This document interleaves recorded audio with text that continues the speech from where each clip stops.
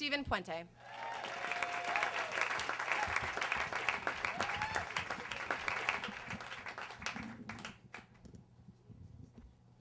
So I'm sitting in my office, and I'm waiting for him to show up, and I don't think he's going to show up. It's Joaquin. He's a 17-year-old boy in the Bronx, and I'm working in Co-op City as an intern, as a social worker at a family children's service agency. And Joaquin doesn't really leave the house a lot because he's 17 years old, and he still hasn't graduated 7th grade. And I'm kind of thinking, well, maybe he doesn't leave the house often, and maybe he's just not going to show up to my appointment. But he surprises me, and he shows up. And that's kind of a victory for me, and I think, well, let's celebrate. And it's during the summer, and I think, what's a better way to celebrate than ice cream?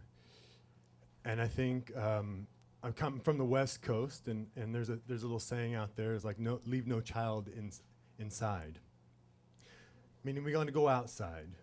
And I think that this is what New York City needs, is kids outside experiencing nature, but what I don't realize is there's not a whole lot here.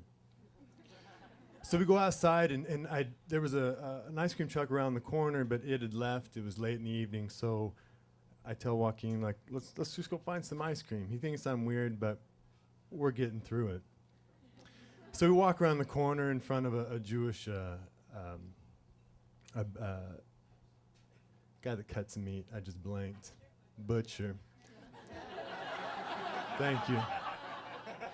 And we pass a group of kids, and these kids kind of look at Joaquin and kind of give him a nod. And me being from West Coast, from a really small town, I'm kind of like, I look at him like, what was that all about? And he's like, I don't know, I'm not from the section. If you're not familiar with Co-op City, there's different sections.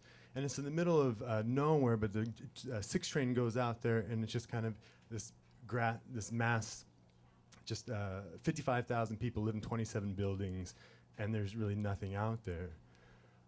So I kind of ask him, and like, well, I'm not from this section. Like, I don't know what their problem is. So we sit there, and we're contemplating in front of the butcher shop, like, where should we go? Where's ice cream? Should we go to Seatown?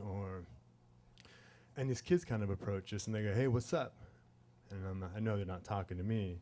And so Joaquin's like, nothing, man. He's like, hey, you know Rafi, don't you? And he's like, I don't know Rafi. I'm not from here.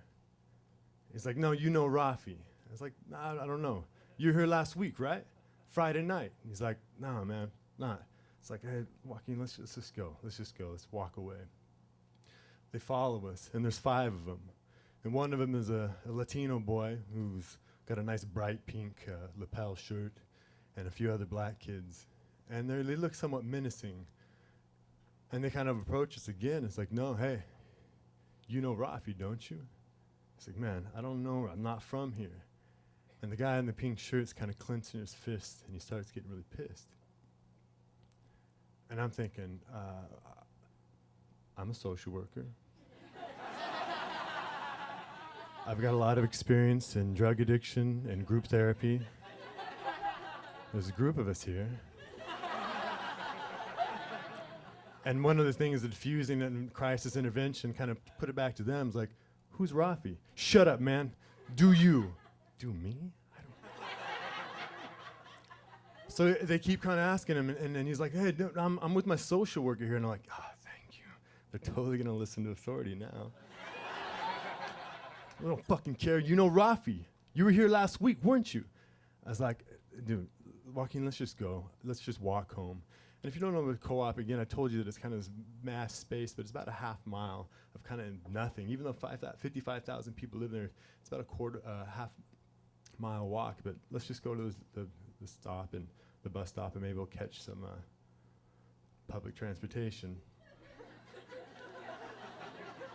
So he takes his backpack off, and we start walking. I kind of diffuse the situation. We're not going to talk about the kids, but we notice as we're getting close to this bus stop, the Latino kid is kind of separated from the other guys and has followed us.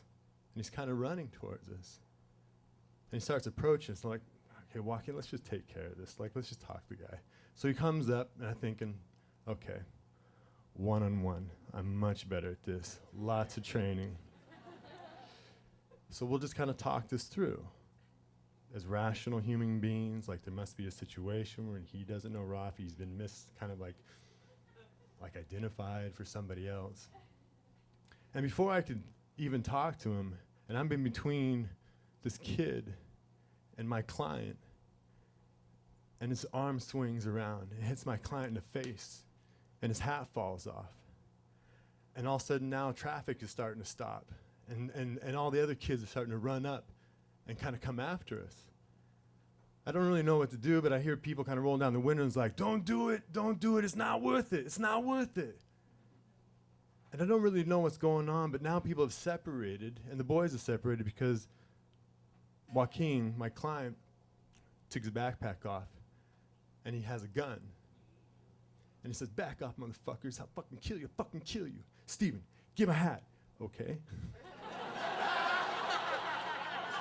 Let's get out of here. So we cross the street, and now we're trying to go around. We're now walking, and he looks at me, and he's like, run. And I'm like, okay, we start running. I'm running much faster than him because he's got his pants real low because he's a gangster.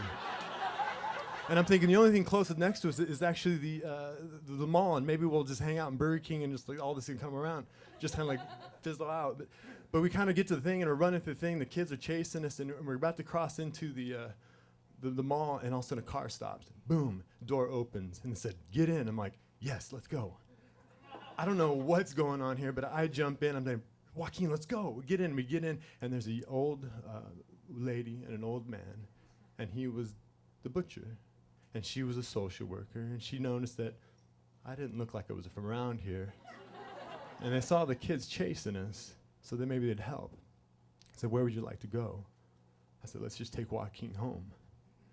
So we drive and we drop him off at the building, and she looks to him and says, Joaquin, go upstairs, don't leave the house.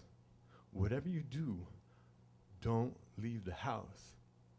And I'm thinking to myself, in all the years of my experience in being in school, but also the years of being an addictions counselor, and thinking I can do and have these great, amazing things to say, that was the best advice we can give.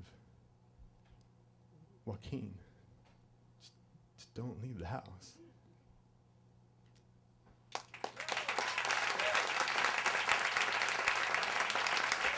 Steve, ladies and gentlemen.